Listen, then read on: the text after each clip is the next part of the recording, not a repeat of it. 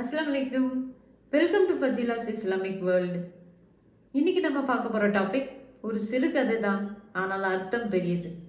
வாங்க வீடியோ பார்க்கலாம்.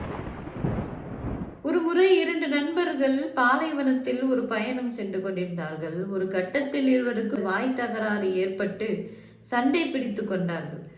அவர்களில் ஒருவர் கோபம் வந்து முகத்தில் ஓங்கி ஒரு அறை அறைந்தார். அடிப்பட்டவர் மிகவும் மனவேதனை அடைந்தார்.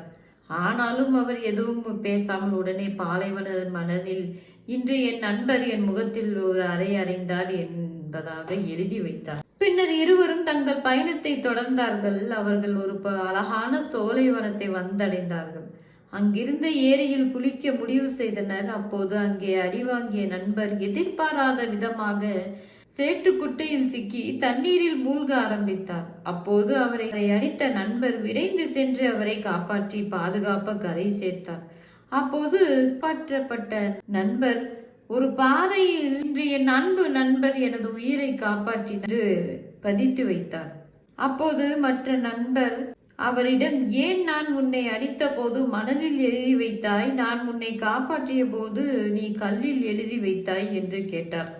அதற்கு அந்த நண்பர், யாராவது நம்மை காயப்படுத்தும் போது நாம் அதனை சிதைந்து போகும் மணலில் பதித்து வைத்தால் மறதி என்ற காற்று வந்து அதனை அழித்து விட்டு போகும். ஆனால் யாராவது நமக்கு பேருபகாரம் செய்யும் போது அதனை நம் கல்லில் செதுக்கி வைத்தால் காற்றும் என்றும் அழிக்காது. மேலும் காலத்தால் அழியாமல் சிற்பம் போல் அது பதிந்து நிற்கும் என்று பதில் சொன்னார். வீடியோ பிடிச்சிருந்தா லைக் பண்ணுங்க, ஷேர் பண்ணுங்க, கமெண்ட் பண்ணுங்க. அஸ்ஸலாமு அலைக்கும் வரஹ்மத்துல்லாஹி வபரகாத்துஹு.